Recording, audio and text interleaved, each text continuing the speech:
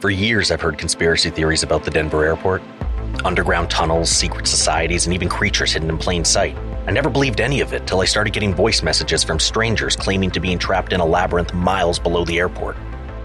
I'm their only connection to the outside world, and what I've heard is terrifying.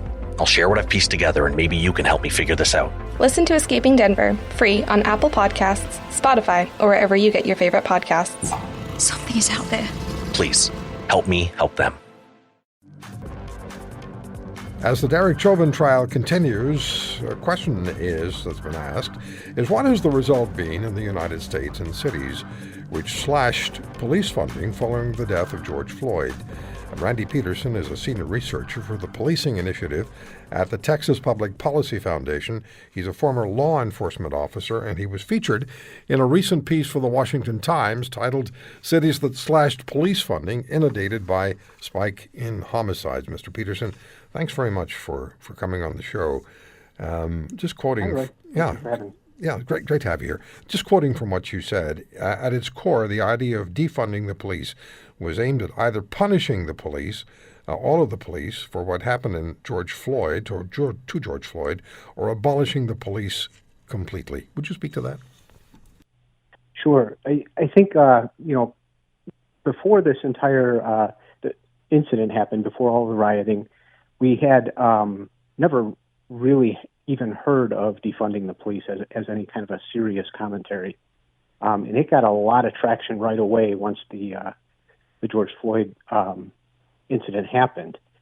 And because it was a reaction, right, an emotional reaction for the most part by the very far left, it really wasn't a well thought out policy prescription. It was simply meant to punish the police or to abolish them. And you're talking here about the defunding the police effort, not talking about what happened to Mr. Floyd.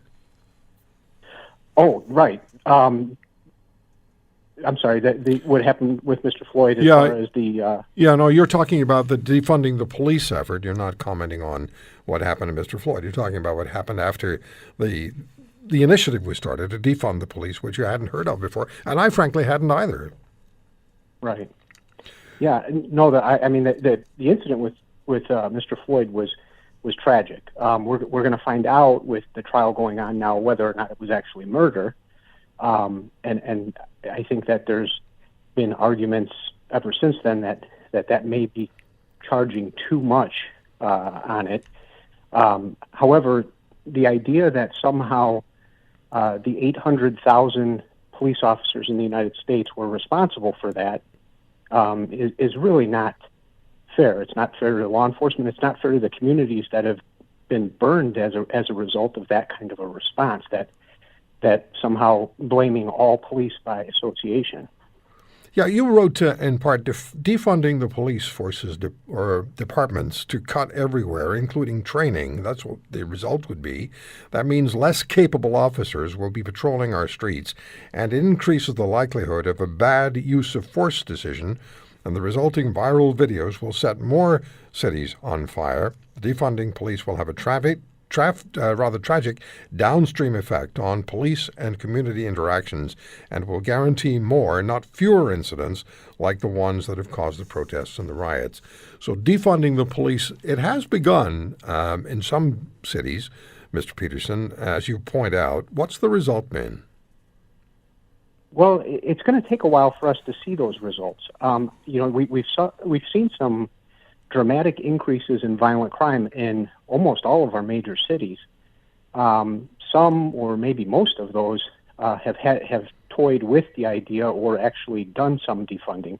Mm-hmm. But in those situations, it seems more likely that the crime spike is a result of, a combination of the unbelievably toxic anti-police environment that police officers find themselves out, and that they actually de-police or don't do proactive policing, combined with policy ideas that actually disbanded some of the units that were designed to confront guns and shootings and more violent crimes.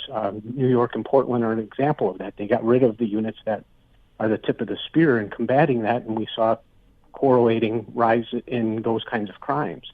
What happens to police morale? What happens to keeping experienced police officers on the job? Yeah, we're seeing that now. There's been a significant increase in, I think across the board in officers who can leave, right, that are eligible for retirement, choosing that path. Some officers in the more anti-police jurisdictions, Seattle, Portland, we've seen them leave to go to other agencies, go to other departments that maybe don't suffer from that kind of rhetoric and environment. They're losing their more experienced officers, and they're going to have a really hard time attracting the best and brightest back to them. Do you have a sense that the defund the police movement has legs?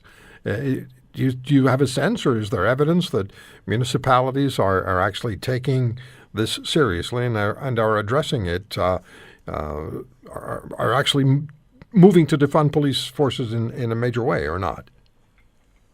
That's a great question. It seemed to have legs right away. In the beginning, I think after the last election, the Democrats have pointed out that it was not a winning polling strategy, and it didn't play well at the voting booth.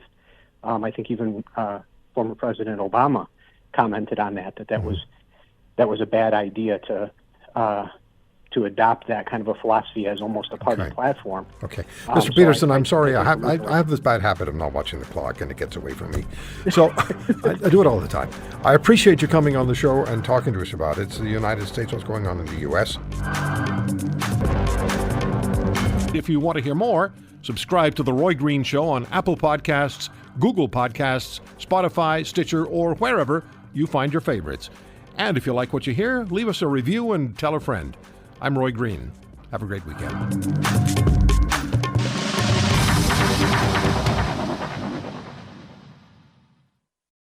I'm Sarah Ritchie. I'm a reporter for Global News in Halifax. I was working the day everything changed in Nova Scotia last April.